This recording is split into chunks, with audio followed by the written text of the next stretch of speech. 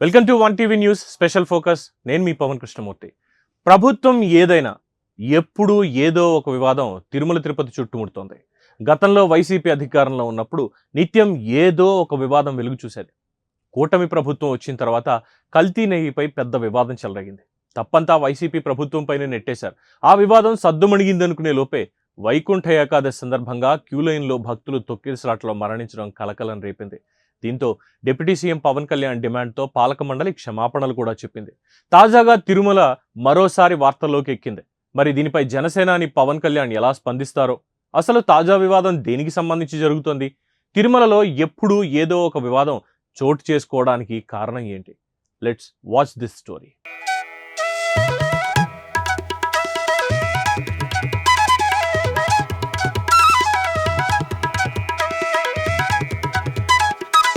అటవీ శాఖ తాజా నిర్ణయంతో తిరుమల మరోసారి వివాదాలకు కేంద్ర బిందువుగా మారుతోంది.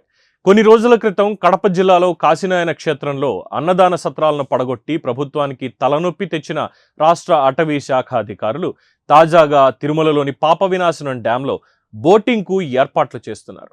తిరుమలకి వచ్చే భక్తులు అక్కడికి వెళ్తుంటారు. వాళ్ళు ఆ డ్యాంలో బోటింగ్ చేసే విధంగా ఏర్పాట్లు చేస్తున్నారు. డ్యాంలో భారీగా బోట్లు పెట్టి ట్రయల్ రన్ కూడా నిర్వహించారు. ఆధ్యాత్మిక గిరులైన తిరుమలలో ఇలాంటివి చేయడం తగదని భక్తులు ఆగ్రహం వ్యక్తం చేస్తున్నారు.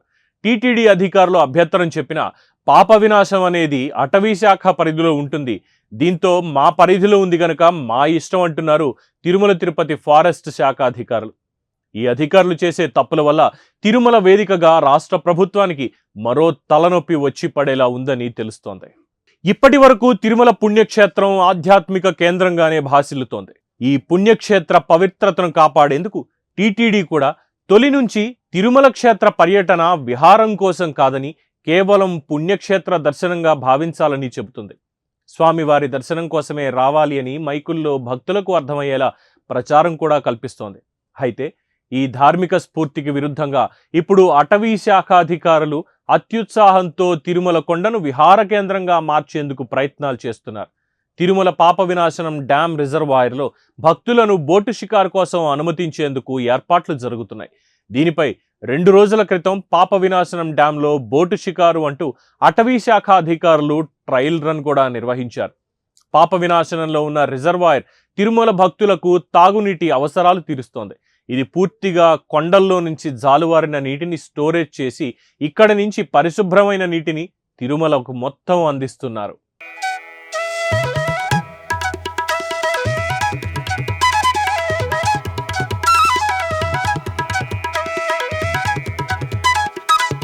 బోటు షికారుకు అనుమతిస్తే పాప వినాశన నీళ్లు కలుషితం అయ్యే ప్రమాదం ఉందని నిపుణులు చెప్తున్నారు.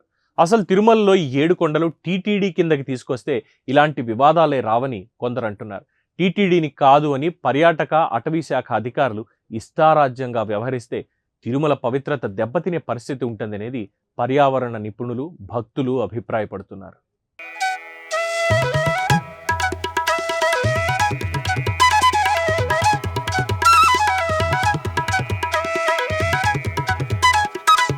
పాప వినాశనం తీర్థానికి ప్రతిరోజు 10,000 మందికి పైగా భక్తులు తీర్థ సందర్శనానికి వస్తున్నారు. ఈ పవిత్ర జలాలను తలపై చల్లుకుని పాప విముక్తి పొందుతున్నారు. కానీ అటవీ శాఖ అధికారులకు ఈ పాప వినాశనం డ్యామ్ మురుగునీటిలాగా కనిపించిందో ఏమో తెలియదు, కానీ ఇక్కడ విహారయాత్రకి నీటిలో బోట్లను ఏర్పాటు చేసి భక్తులను అనుమతిస్తే బోలెడంత డబ్బు సంపాదించవచ్చని ఏపీ టూరిజం ఫారెస్ట్ అధికారులకు ఆలోచన వచ్చినట్టుంది. ఇది టూరిజం కేంద్రం కాదు, కేవలం భక్తిపూర్వకమైన ఆధ్యాత్మిక క్షేత్రం అనే మౌలిక సూత్రాన్ని వారు మరిచిపోయినట్టున్నారు. కొన్ని బోట్లను తిరుమలకు తెప్పించి వాటిని పాప వినాశనం డ్యాంలో నీటిలో వదిలిపెట్టి భక్తులను ఇందులో నుంచి ఎలా తీసుకెళ్లాలో అనే దిశగా ట్రయల్ రన్ కూడా నిర్వహించారు. ఇది టీటీడీ ఉన్నతాధికారులకు తెలిసి జరుగుతోందా లేక తెలియక జరుగుతోందా అర్థం కాని పరిస్థితి. తిరుమల పాప వినాశనం డ్యాంను కలుషితం చేసేలా ఫారెస్ట్ అధికారులు చేపట్టిన చర్యలు ఎంతవరకు దారితీస్తాయో అనేది ఇప్పుడు హాట్ టాపిక్గా మారింది. అసలు తిరుమల పాప వినాశనం డ్యాంలో బోటింగ్ ప్రవేశపెట్టమని ఎవరు నిర్ణయించారు? 2 రోజుల క్రితం ట్రయల్ రన్ నిర్వహించిన అధికారులు సక్సెస్ అయితే డిప్యూటీ సీఎం అటవీ శాఖ మంత్రి పవన్ కళ్యాణ్ చేతుల మీదుగా ప్రారంభించే అవకాశం ఉందనే ప్రచారం ఉంది. పాప వినాశనంలో జరిగిన ఈ బోటు షికారు ట్రయల్ రన్ దృశ్యాల్ని చిత్రీకరించడానికి వెళ్లిన మీడియా పైన అటవీ శాఖ అధికారులు రుసరుసలాడారు. ఏది ఏమైనా తిరుమల లాంటి ఆధ్యాత్మిక క్షేత్రంలో ఇలాంటివి మంచిది కాదని భక్తులంటున్నారు. మేధావులు సైతం దీనిపై తీవ్ర అభ్యంతరాలు వ్యక్తం చేస్తున్నారు. బోటు షికారుతో జలాలు కలుషితం కావడం జరుగుతుంది. కేవలం బోటు షికారు కోసం అన్యమతస్థులు కూడా తిరుమల రావడానికి అవకాశం ఉంటుంది. వారికి హైందవ మతం మీద నమ్మకం ఉండకపోవడంతో షికారు సమయంలో ఇష్టారాజ్యంగా ప్రవర్తించే అవకాశం ఉంది. ఒక్కసారి పర్యాటక ప్రాంతంగా మారితే తిరుమలకున్న పవిత్రత దెబ్బతినే అవకాశాలుంటాయని ఆధ్యాత్మికవేత్తలు అంటున్నారు.